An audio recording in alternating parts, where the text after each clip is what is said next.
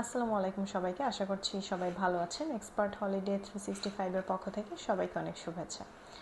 যারা কানাডার ভিজিট ভিসার অ্যাপ্লিকেশনের জন্য প্রিপেয়ার্ড হচ্ছেন অথবা অ্যাপ্লিকেশন করতে চাচ্ছেন, কিছু ইনফরমেশন জানা নেই অথবা অনেকেই জানতে চান যে বিভিন্ন সেকশনে কিভাবে আপনাদের ডকুমেন্টসগুলো রেডি করতে হবে। সো আপনাদের সাথে আজকে একটু ডিসকাস করব। সেটা হচ্ছে অনেকেই জানতে চান যে আমি জব করছি, আমি অ্যাপ্লাই করতে পারবো কিনা, অথবা আমি বিজনেস করছি, আমি অ্যাপ্লিকেশন করতে পারবো কিনা। সো বেসিক্যালি যেটা জানতে চান আপনারা সেটা হচ্ছে প্রফেশন কি হওয়া উচিত বা কিভাবে প্রফেশনটা দিলে বেটার হবে।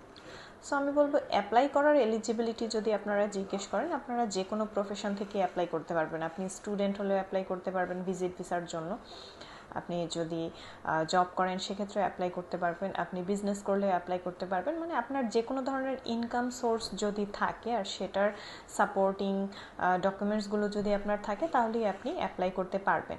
তবে একটু বেনিফিশিয়াল যেটা হয় সেটা হচ্ছে আপনাদের প্রোফাইলগুলো যদি বিজনেসের উপরে হচ্ছে আপনার ডকুমেন্টেশনটা করা হয় তাহলে কিন্তু একটু বেটার হয়। কারণ নর্মালি যদি আমরা ভাবি যে ক্যানাডার রিকোয়ারমেন্ট অনুযায়ী তারা কিভাবে জাজমেন্টগুলো দেয়, সো সেক্ষেত্রে তারা সাধারণত এভাবেই চিন্তা করে যে আপনি যদি একজন এস্টাবলিশড বিজনেসম্যান হন তাহলে, বা বিজনেসম্যান অথবা ওয়ামেন যেটাই হোক, বিজনেস পার্সন হন, তাহলে আপনাদের যেটা হয় যে এস্টাবলিশমেন্টটা অনেক স্ট্রং থাকে। এবং ভিজিট ভিসার জন্য যেহেতু আপনি অ্যাপ্লাই করছেন, অবশ্যই তারা মেক শিওর করতে চায় যে আপনি বাংলাদেশে ওয়েল সেটেলড এবং আপনি ওখানে গিয়ে থেকে যাবেন না বা সেটেল হওয়ার কোনো ধরনের ইন্টেনশন আপনার নেই। সো সেই জিনিসটা যদি আপনার প্রুফ করতে হয় তাহলেই অবশ্যই প্রুফ করতে হবে যে বাংলাদেশেই যথেষ্ট এস্টাবলিশমেন্ট আপনার আছে এবং এগুলো রেখে আপনি অন্য একটা কান্ট্রিতে গিয়ে সেটেল ডাউন হওয়ার কোনো ধরনের কোনো ইন্টেনশন নেই।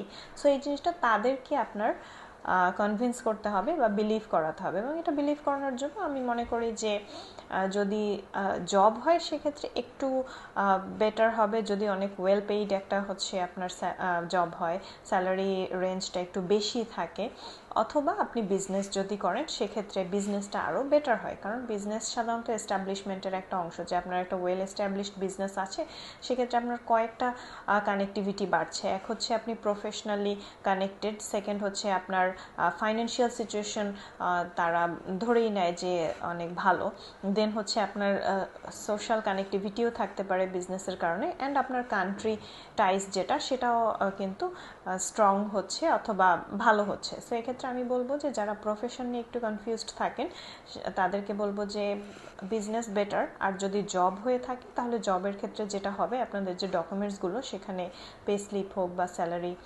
রিসিট হোক বা যে কোনো ধরনের আপনার স্যালারি স্টেটমেন্ট হোক, সেক্ষেত্রে আপনার জবের স্যালারিটা যদি একটু বেশি থাকে তাহলে কিন্তু এটা বেটার হবে। অর্থাৎ মেইনলি আপনাদের যেটা করতে হবে যে আপনি বাংলাদেশে ওয়েল আর্নিং একটা সিচুয়েশনে আছেন, যে আপনার আর্নিং যথেষ্ট ভালো এবং এগুলো হচ্ছে আপনাকে একটা গুড লাইফ মেনটেন করার জন্য এনাফ, এবং অন্য কান্ট্রিতে সেটেল ডাউন হওয়ার আপনার কোনো ধরনের ইন্টেনশন নেই। সেটা প্রুফ করার জন্য যতটুকু সম্ভব সেভাবেই আপনারা করবেন।